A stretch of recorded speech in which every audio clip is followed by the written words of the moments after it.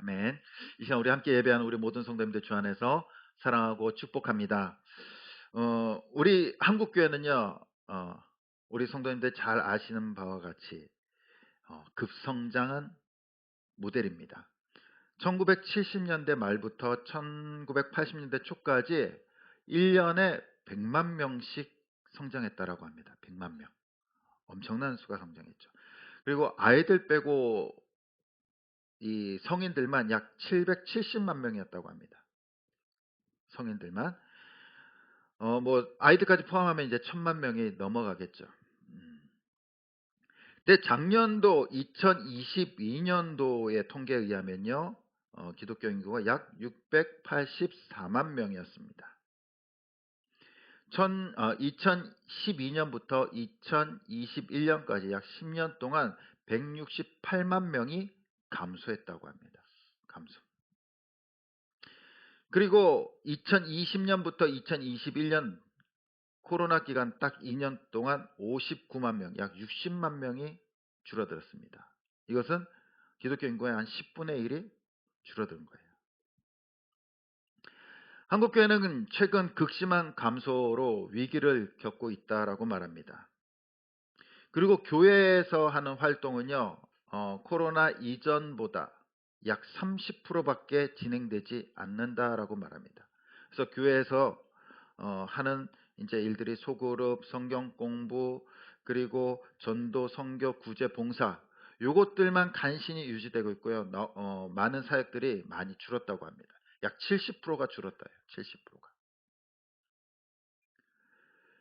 그리고 교회는요, 약 1만 교회가 문을 닫았다라는 보도도 있었습니다. 또한 최근에는 목사님들이 코로나 때보다 코로나 이후 지금이 더 힘들다고 말씀하시는 분들도 있습니다. 한국교회는 위기다 위기다 라고 말들을 합니다. 그런데 이런 위기 속에서 우리는 한 가지 희망을 볼 수 있었습니다. 그것이 뭐냐면요, 코로나 이전과 코로나 이후 성도들의 기도 시간은 줄었을까요? 많아졌을까요? 많아졌어요.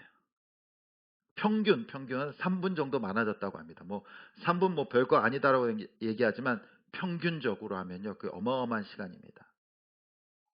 또한 2017년도에는요, 이 큐티 매일 아침에 이제 말씀 읽고 묵상하고 이게 큐티하는 인구가 약 21%였어요. 그런데 코로나 지나고 나서 작년의 통계에 의하면요, 42%로 성장했습니다. 약 2배 이상 성장한 거죠. 예배는 없어졌지만 교회에서 예배는 드릴 수 없는 기간 동안 성도님들이 매일 아침에 말씀을 읽고 묵상하는 그 숫자가 2배가 늘어났다는 거예요. 2배가. 또한 더욱 놀라는 것은요, 성경 읽기예요. 성경 읽기는 평균 50분이었다고 합니다. 50분. 근데 코로나를 지나고 나서 평균 성경 읽는 시간이요, 약 85분 정도 늘어났다고 해요.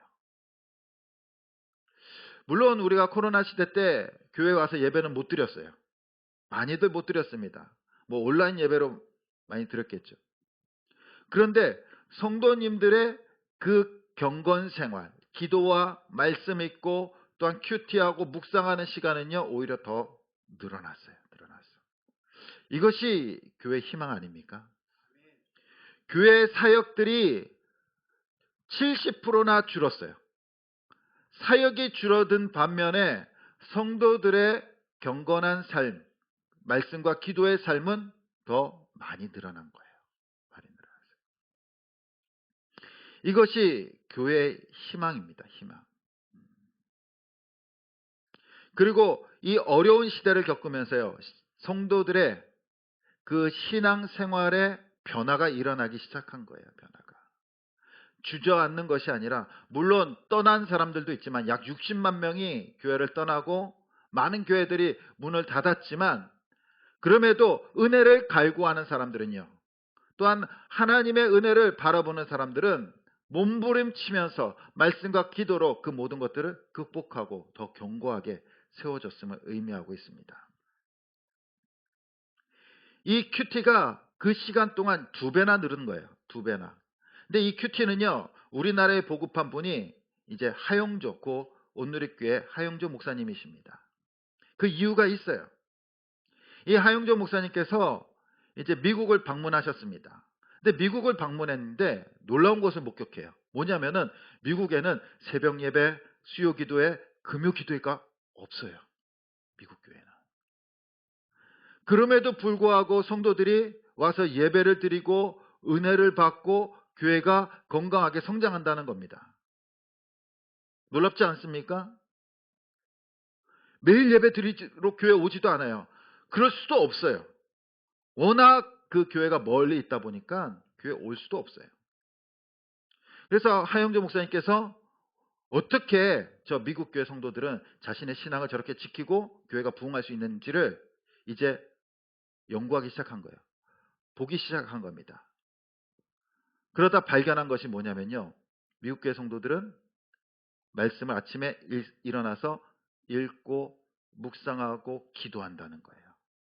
기도한다는 거예요. 교회 올 수 없지만 집에서, 가정에서 말씀과 기도로 시작한다는 겁니다. 시작한다는 거. 그래서 하영정 목사님께서 한국에 돌아와서 이제 그 큐티를 보급하기 시작한 거예요. 우리나라도 이게 필요하다. 필요하다. 돌아보면 한국교회 성도들은 신앙에 대해서 다소 소극적이었습니다. 목회자가 계속 말씀을 떠먹여 줘야 돼요. 그래서 새벽 예배 나와야 되고 수요 예배 나와야 되고 금요 기도에 나와야 돼요. 나와야 돼. 그리고 그렇게 가르칩니다. 은혜 받으려면은 나오라는 거예요. 교회로. 그렇죠? 교회 나와서 예배를 드려야지. 교회 나와서 예배를 드려야지 은혜를 받는다는 겁니다. 그래서 은혜 받기 위해서는 어디로 나와야 돼요? 교회로 나와야 돼요. 교회로. 그러면요, 반대로 가정과 집과 직장과 사업장은 뭡니까? 은혜가 없는 곳이 되어버리는 거예요. 거기는 세상이고 교회만 오직 하나님께서 임재하시는 곳이고 교회만 은혜 받을 수 있는 거예요. 은혜 받을 수 있는 거예요. 그러다 보니까 성도들의 삶이 어떻게 됩니까? 교회와 가정과 직장이 분리가 되어버리는 거예요. 분리가 되어버리는 거예요. 교회에서는 은혜 받기 위해서 거룩한 모습으로 봉사하면서 선교하면서 전도하면서 그래요. 근데 집에 가면은 아니에요. 여기는 세상이야. 직장도 세상이고 사업장도 세상이야. 여기 세상은 뭡니까? 내가 싸워야 되는 곳이야. 싸워야 되는 곳이야. 여기에는 은혜가 없고 싸워야 되는 곳이야.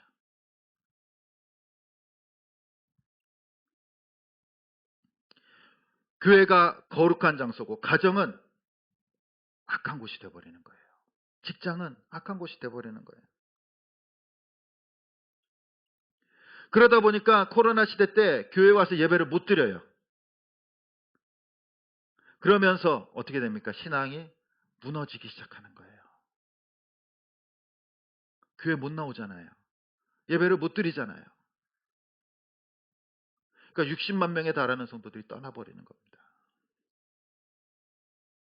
신앙이 흔들리기 시작하는 거예요. 믿음이 흔들리기 시작하는 겁니다.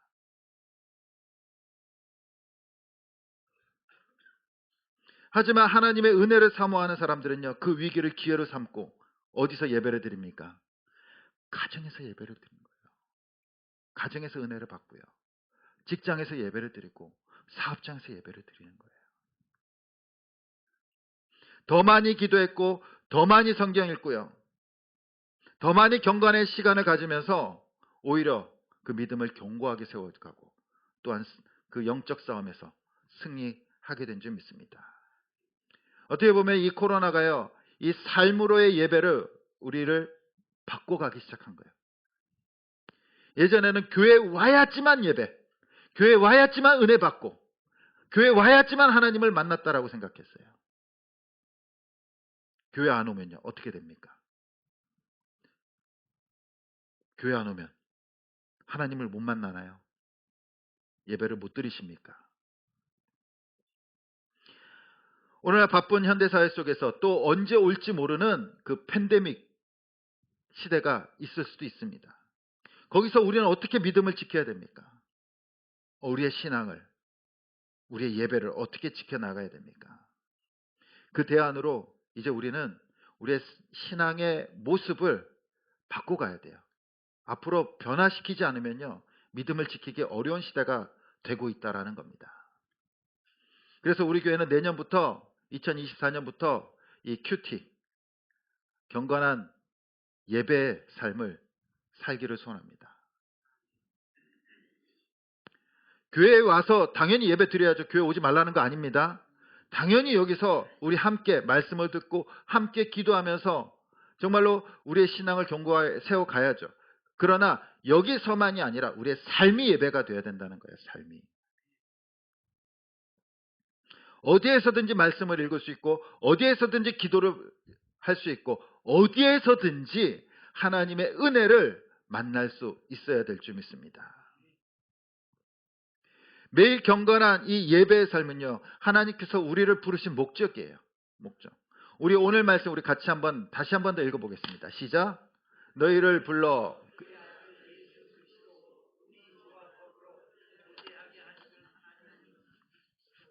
아멘.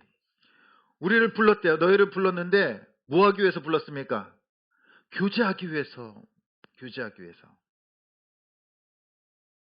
나누기 위해서, 이야기하기 위해서 우리를 불렀다는 겁니다. 근데 우리는 이전까지는 일주일에 한번 예배 드리면요, 우리의 의무를 다 왔다고 생각해요.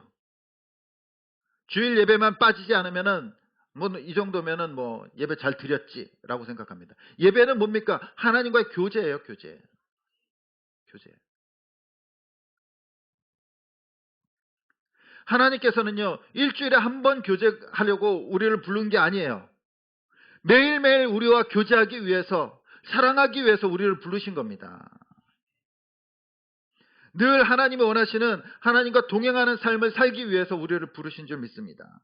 그러기 위해서는 우리의 삶이, 매일의 삶이 예배가 돼야 돼요. 매일의 삶이. 그래서 내년부터 우리가 매일 뭐 새벽 예배 못 오시는 분들이 우리 교회는 여건상 많이 있으십니다.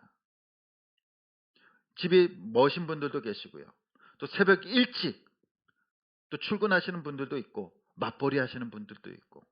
하지만 그렇다고 해서 우리가 예배를 놓치는 것이 아니라 가정에서든지 또한 직장에서든지 얼마든지 예배는 드릴 수 있는 거예요. 하나님을 만날 수 있는 겁니다. 그래서 우리가 내년에는 이 큐티를 우리 종교인이 함께 동참했으면 좋겠습니다. 큐티를 잠깐 설명하면요, 큐티는 quiet time이라고 해서 조용한 시간이에요. 조용한 시간. 시편 5편 3절 말씀 우리 같이 한번 읽어보겠습니다. 시작.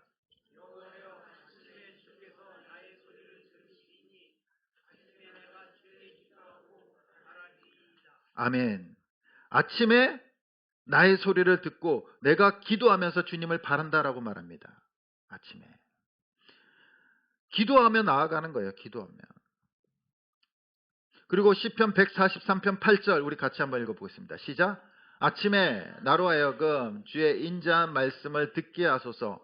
내가 주를 의뢰함이니이다. 내가 다닐 길을 알게 하소서. 내가 내 영혼을 주께 드림이니이다. 아멘. 아침에 기도하면서 내 길을 주님 앞에 의탁하는 거예요. 알려주십시오. 내가 오늘 하루를 어떻게 살아가면 됩니까? 내가 어떻게 주님과 동행하면 됩니까? 하면서 주님 앞에 묻고 기도하면서 주님과 함께 살아가는 것이 바로 경건한 예배의 삶이고 큐티라는 겁니다.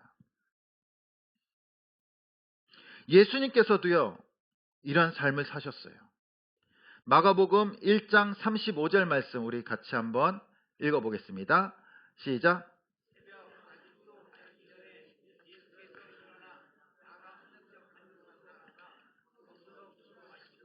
아멘. 예수님께서도 새벽에 일어나서 뭐 하셨다고요? 기도하셨대요. 여기서 마가복음 1장 35절에 보면요, 중요한 말씀이 새벽일까요? 한적한 곳일까요? 새벽입니까? 한적한 곳입니까? 중요한 것이 한적한 곳, 이렇게 헷갈려 하세요. 새벽입니까? 한적한 곳입니까? 자, 새벽이면요, 새벽 예배 드려야죠.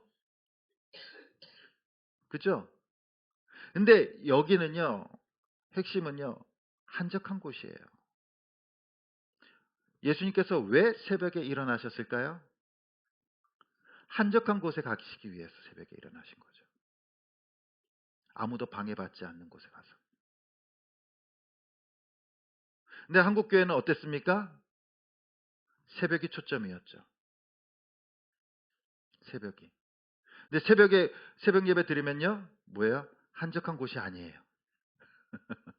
한적한 곳이 아니에요. 복잡한 곳입니다. 특세하면요, 바글바글해요. 예수님께서 왜 한적한 곳에 가신 겁니까? 왜 새벽에 일어나서 한적한 곳에 가신 겁니까? 하나님과 하나님 아버지와의 그 긴밀한 교제 시간을, 나만의 그 긴밀한 그 시간을 갖기 위해서 가신 거죠. 갖기 위해서.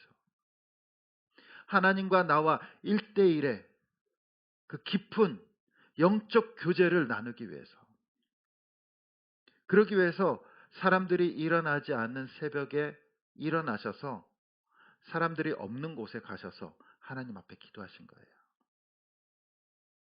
우리 사랑하는 성도님들은 하나님과 이 깊은 1대1의 그 깊은 교제를 나눠본 적이 있으십니까? 우리는 예배하면요, 많은 사람들이 모여서 예배를 드려야 돼요. 그러다 보면은 하나님과 나와의 깊은 관계가 뭐 있을 수도 있겠지만 정말로 사람들 눈치도 보게 되고요. 사람들을 인식하게 돼요. 그러다 보면 그 깊은 관계가 잘 되지 않아요.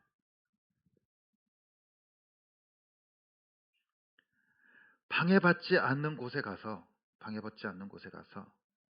하나님을 깊이 묵상하고 또 하나님의 은혜를 충만하게 느낄 수 있는 시간이 필요하다는 겁니다. 이것이 큐티고 경건한 삶이에요. 경건한 삶. 그리고 삶의 예배입니다.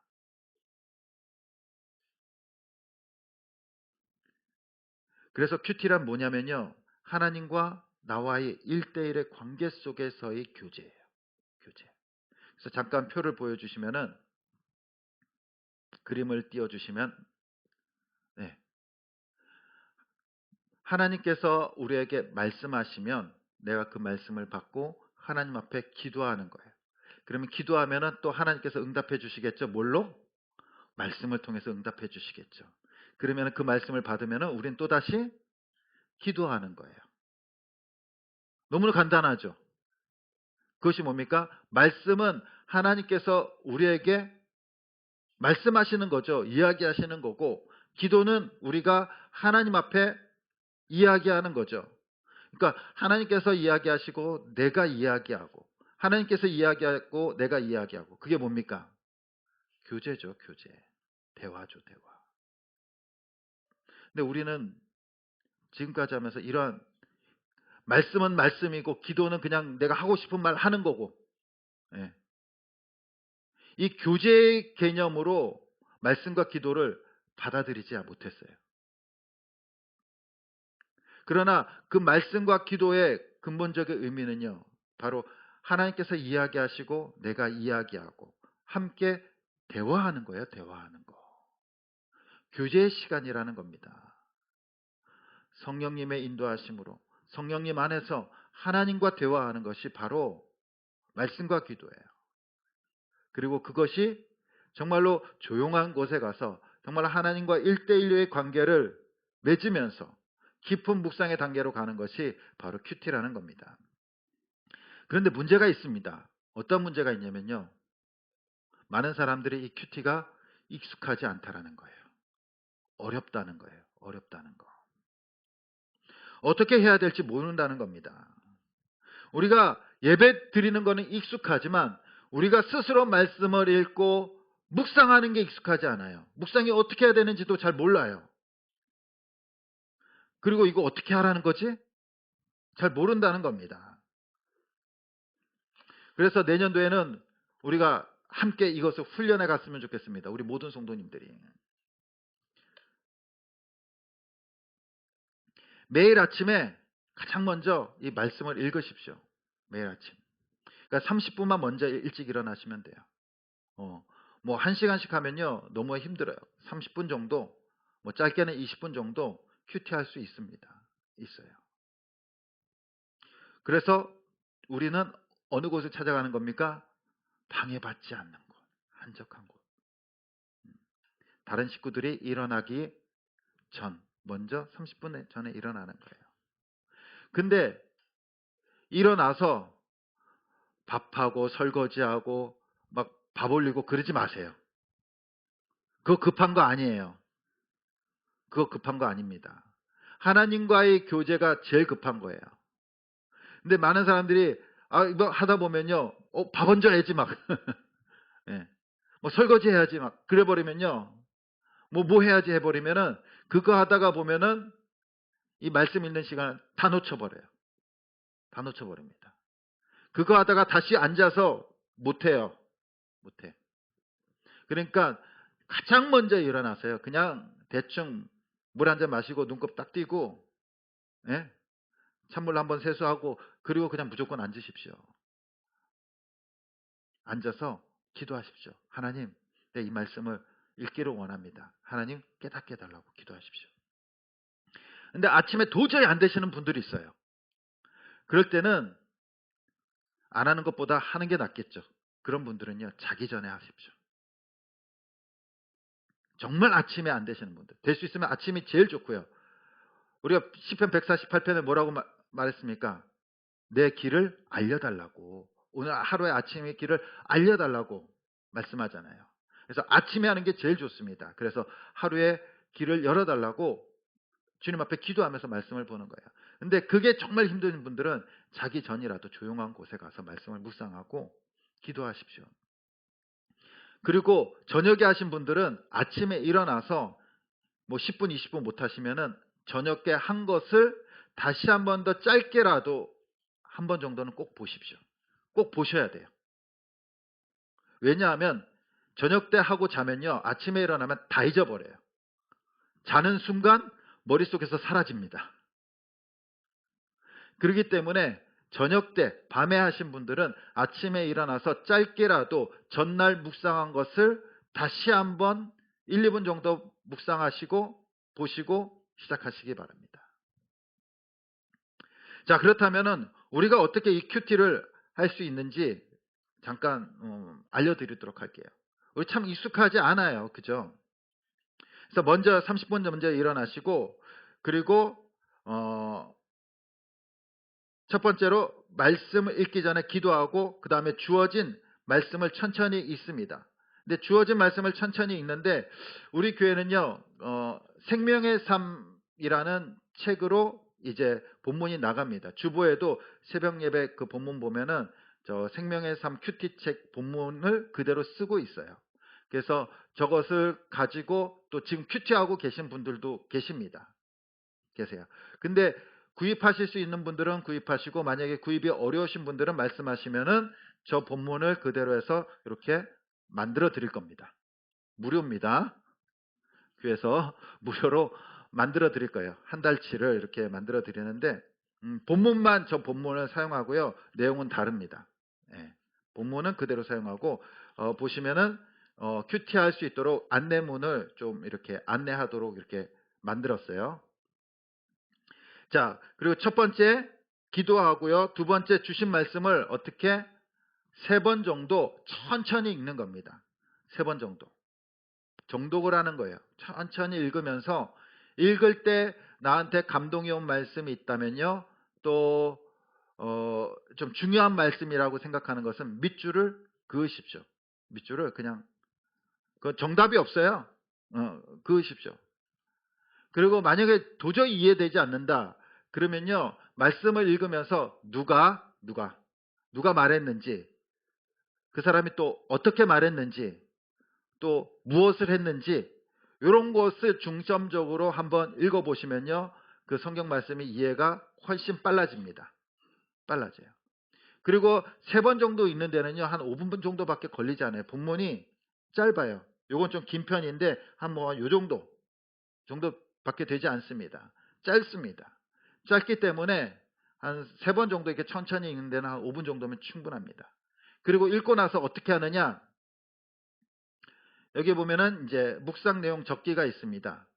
이게 나눠드린 거에는 이제 생명의 상 큐티 책에는 이런 칸이 없어요. 칸이 없고 해석이 되어 있고 또 적용이 이렇게 들어가 있습니다. 예. 근데 이제 제가 만들어 드리는 거에는 이렇게 적을 수 있게 해놨어요. 적을 수 있게. 근데 무엇을 적느냐? 내가 읽은 본문을 짧게 요약을 하는 겁니다. 요약을. 한 3줄에서 많게는 한 5줄 정도만 짧게 요약을 하는 거예요. 요약.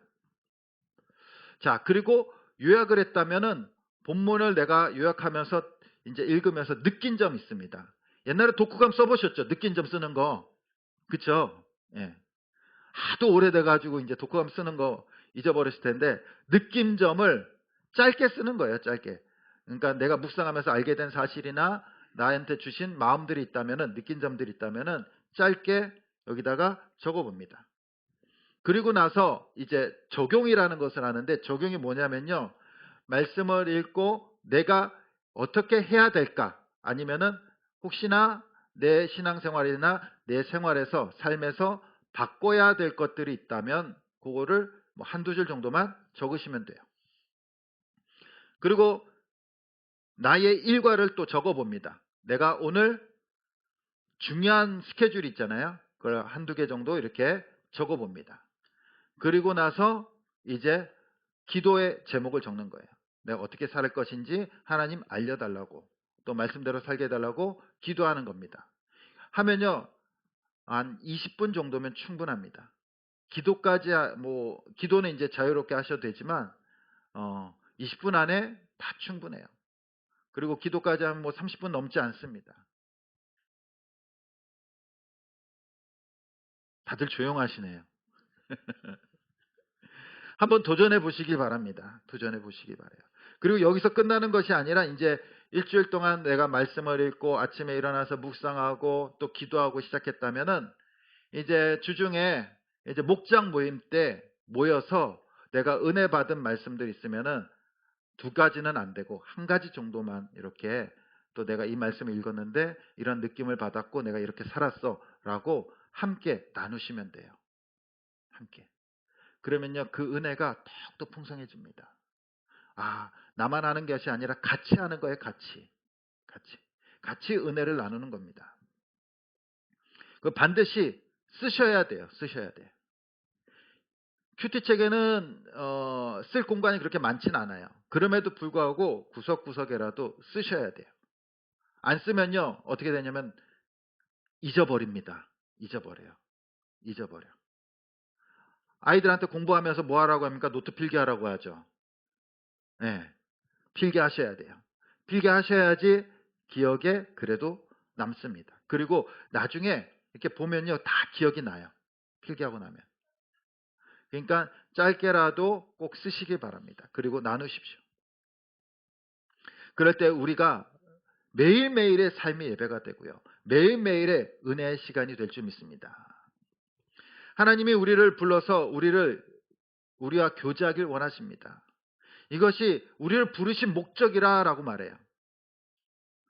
사랑의 하나님은요, 뭐 하시는 하나님입니까? 사랑하시는 하나님이에요. 그렇죠? 사랑이 뭡니까? 사랑. 나누는 거잖아요. 교제하는 겁니다. 교제 안 하면 사랑을 알 수 있나요? 예? 입 꾹 다물고 가만히 있으면요, 저 사람이 나를 사랑하는지 알 수 있나요? 그래서 우리 아내분들이 간혹 얘기하잖아요. 자기야, 나 사랑해? 그럼 남자분들이 눈치 없이 얘기하잖아요. 꼭 말로 해서만 알아? 말로 해주십시오. 말해야지 확인하는 거예요. 예. 장로님 잘하고 계시죠? 만약 권사님이 안 물어보시면 장로님이 물어보십시오. 나 사랑해? 네. 그럼 먼저 하면 되죠. 그죠? 교제는 나누는 겁니다. 사랑은 나누는 거예요. 나누는 거. 같이 이야기하는 겁니다. 그래서 하나님께서는요, 인간을 아주 특별한 존재로 만드셨어요. 하나님의 형상으로 만드셨고요. 하나님의 호흡으로 하나님의 생명을 불어넣어 주셨고 하나님의 영을 우리에게 주셨어요. 그래서 인간만이 하나님과 교제하는 존재예요. 인간만이. 세상에 어떠한 피조물도 하나님과 교제하는 존재가 없어요. 인간만이 하나님과 교제하며 하나님과 사랑하며 하나님과 소통해요. 이것이 인간에게 주신 특권 아닙니까? 특권. 이제 그 특권을 누려야죠. 매일매일 하나님의 특권을 누리시길 바랍니다. 말씀을 읽고 기도하면서 하나님의 뜻을 구하고 하나님과 이야기하고 하나님과 대화하고 하나님과 교제하면서 우리의 삶을 채워갈 때 우리의 삶이 얼마나 은혜가 넘치겠습니까? 얼마나 힘이 날까요? 코로나라는 질병이 인류의 삶을 바꿔놨어요. 인간의 삶을 바꿔놨습니다. 직장을 바꿔놨고요. 학교를 바꿔놨어요. 그리고 심지어는 사람들의 성격까지 바꿔놨어요. 생활 습관까지 다 바꿔놨습니다. 예전에는 아파도 교회 가고 아파도 학교 가고 아파도 직장 나갔어요. 근데 이제는 아프면요 눈치 보이기 시작해요. 그리고 안 가요.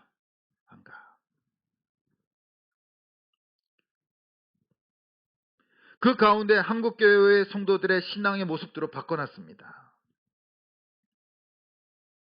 이제는 바뀌지 않으면요, 신앙의 모습이 바뀌지 않으면 우리가 믿음을 지킬 수가 없어요. 이제 변화돼야 된다는 겁니다. 앞으로 이 땅에 어떠한 변화가 올지, 어떠한 환경으로 바뀔지 아무도 몰라요. 그러나 어떠한 환경 속에서도 우리가 주님 앞에 말씀과 기도로 묵상하면서 기도하면서 나아간다면요, 환경이 바뀌더라도 우리 신앙은 바뀌지 않아요. 복음은 바뀌지 않는다는 겁니다. 우리는 그것을 우리 신앙을 변화시켜 나가면서 준비하고 견고히 세워 나아갈 수 있기를 간절히 소원합니다. 우리가 매일 하나님의 말씀을 묵상하고 은혜를 받는다면 매일매일이 기쁘지 않을까요? 우리의 신앙의 모습은 변화되어야 됩니다. 주일만 와서 예배를 드리는 것이 아니라 매일의 삶이 예배가 되어야 돼요. 예배 드리는 곳은 어떠한 곳입니까? 그곳에 하나님의 임재가 있는 곳이에요. 말씀을 읽고 묵상하고 예배 드리는 곳 가운데 하나님께서 임재하지 않으십니까? 우리가 지금 예배하는 곳 가운데 하나님께서 임재하지 않으실까요?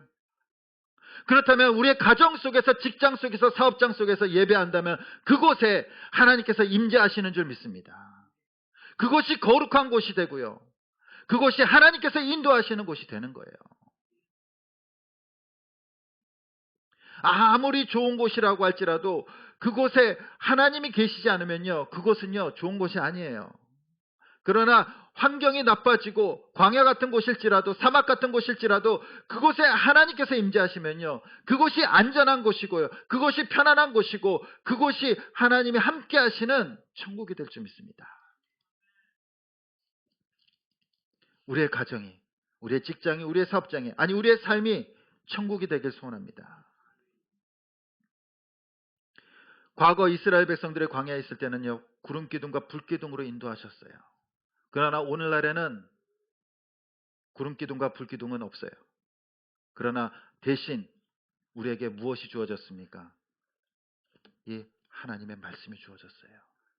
이스라엘 백성들에게 주어지지 않은 이 하나님의 말씀이 우리들에게 주어진 줄 믿습니다.